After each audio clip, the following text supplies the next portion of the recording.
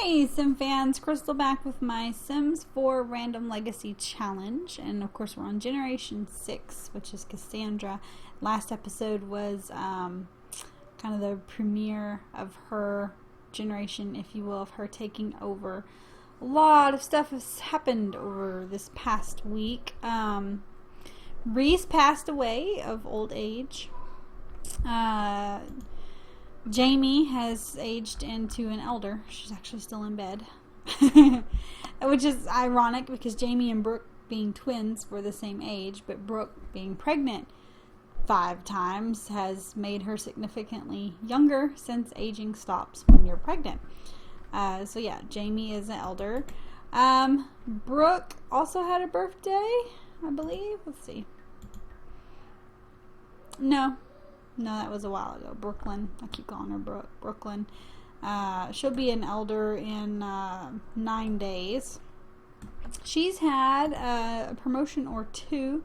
She is now a level 7 astronaut and actually due for another promotion.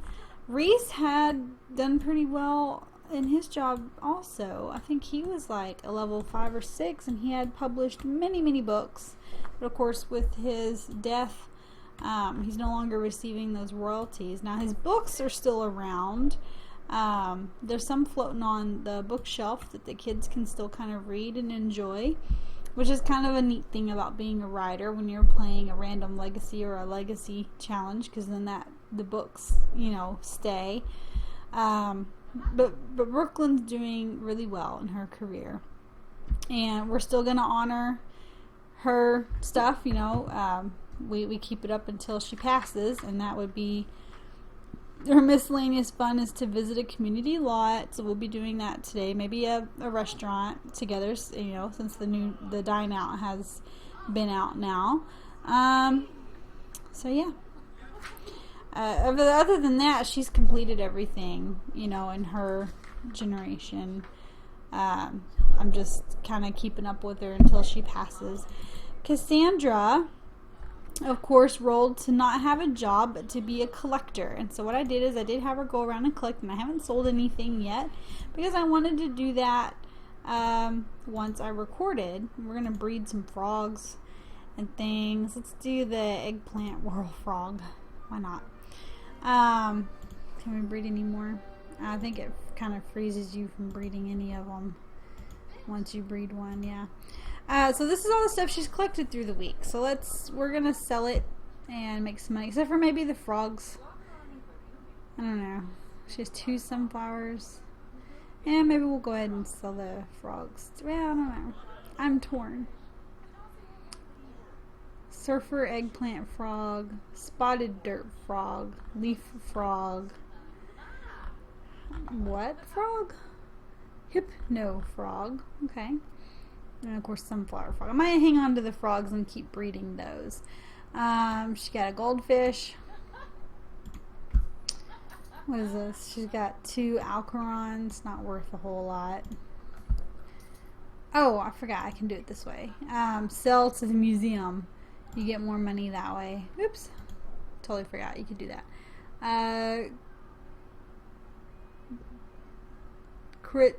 Critunium.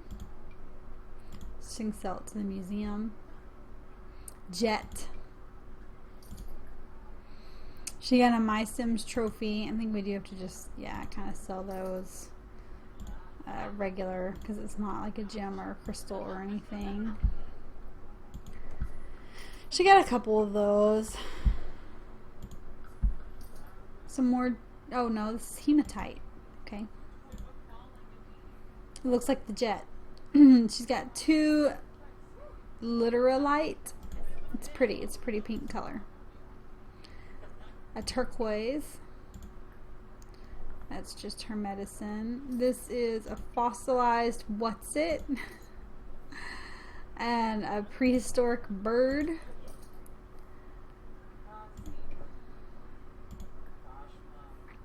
2 death metals. 2 shinolites.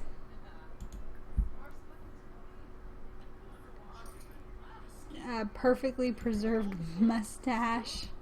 Oops. It's interesting. Oh, I guess she's not selling some of this stuff. I'm clicking too fast, I guess. Another My Sims trophy.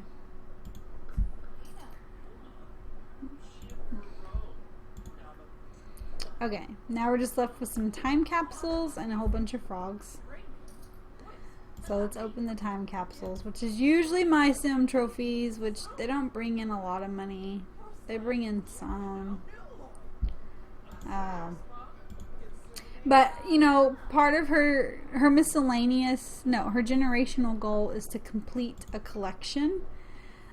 So I'm selling everything because that's how the family makes their money this generation. It still counts it. As long as your sim has picked it up, and of course you've opened the time capsule or extracted the fossil, then it counts in your collection. You don't actually have to physically hang on to it, which is nice. And I'll pull up the collection menu here in a second and show that to you. And we'll kind of see where she's at. I think on metals and crystals is probably going to be pretty easy for her. I think she already has quite a bit. But yeah, all that's left are frogs, and we're going to hang on to those so that we can breed those. I don't remember how long you have to wait. So on frogs, she has 6 of 25. Gardening, she has 20 of 32. The My Sims, 8 of 20. Look at that. Metals, she has 17 of 20. I mean, you only have to complete it as far as this. 20 of 20 would be a complete collection. Obviously, there's more than 3 metals missing, but to complete the collection, you just need 20. So that kind of gives you a little bit of wiggle room, if you will, which is nice. So she's probably going to be doing metals, but she has 15 of 20 crystals, so she's kind of almost there on the crystals too. And again, there's 2 extras, you know, that can kind of get her to complete that. But this is kind of where she's at. I can do the postcards, you know, with the whole pen pals thing. But it's probably going to be metals or crystals that she completes in her lifetime. She just has to complete it in her lifetime. Decorative eggs is moot because there are no longer decorative eggs. But there we go. I sold all her stuff. They have 78,000 now. And then throughout the week, I'll have her collect. I have her in, of course, the family club, and she is now the leader of the family club. She asked her mom to step down and kind of retire, if you will, and she has now taken over as leader of the family club. We're down a couple of members because they've passed away. Her sister, Alexandra, I want to say her name was, and her father, Reese.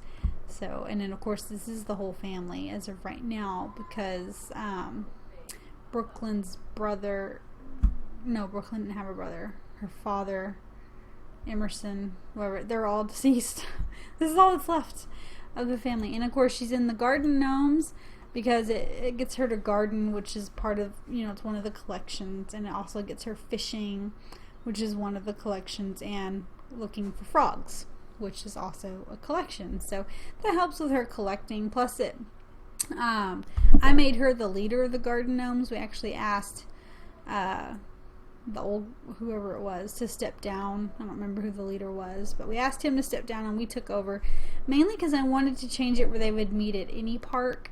It was stuck on like Hare Square or something, and the problem with that is in that neighborhood in Windenburg, there's no dig sites, like at all. So the only things you could collect are, you know, garden plants, which was there was a very tiny garden, or of course fishing. There were no frogs to look for, and no dig sites at all. So I changed it to where they now meet at any park, and that helps her with collecting, because then they meet at a random park, and then usually somewhere, at least in the community spaces, there's some dig sites, there's some frogs, and there's things to kind of help her out with that. But yeah, let's get the family going somewhere for Brooklyn's miscellaneous Fun. So let's hit the M key. Let's all go eat at a restaurant or something. I know she just ate, but they don't all have to order necessarily. I've added some from the gallery, and then I've added some that were actually EA created.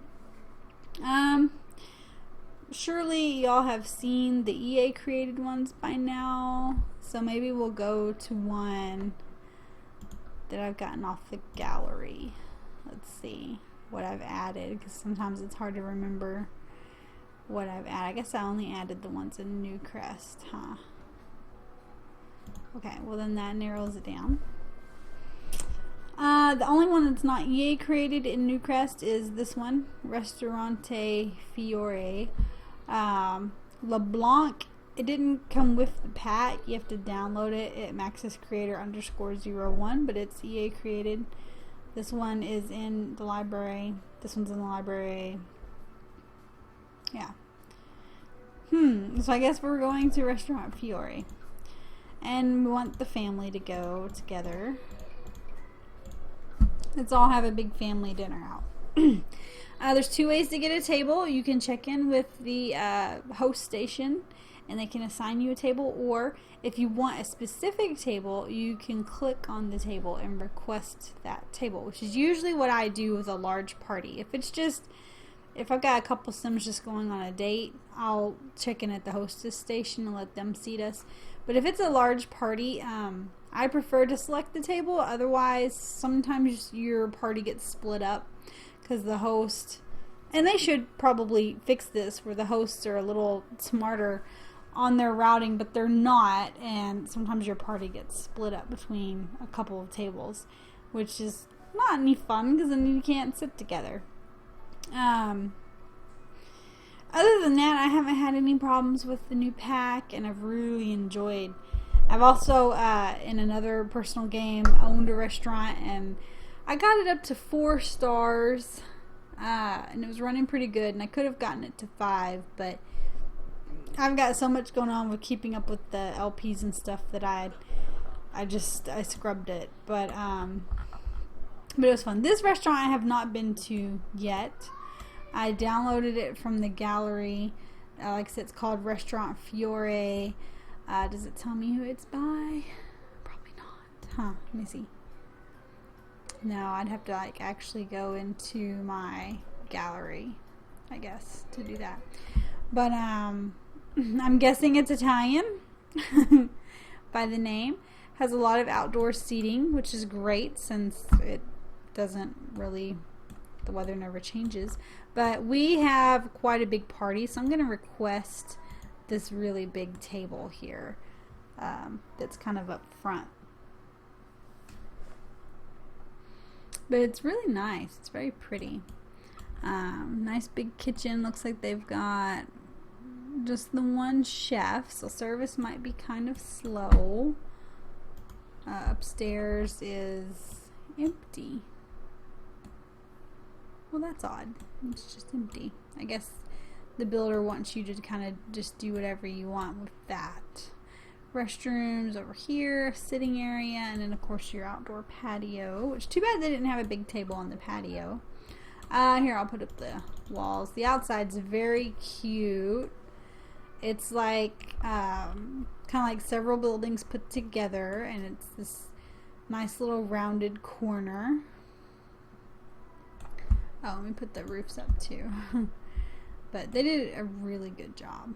It's really cute. The landscaping, they've got like little gardens everywhere, climbing ivy. It's a nice restaurant. I've been very impressed with all the really nice restaurants that people are creating. I don't have the patience, so. Alright, so let's order for the table. I'll show you guys how to do this. I'm sure you've seen a ton of videos on this already, or you own it yourself, but if you don't, you can kind of see it in the works. You get to choose 1 drink and 1 food per person, and that includes appetizers. It counts as 1 food, so if they want an appetizer and a meal, you have to actually order twice. But they usually get full even on the appetizer, so it's not necessary.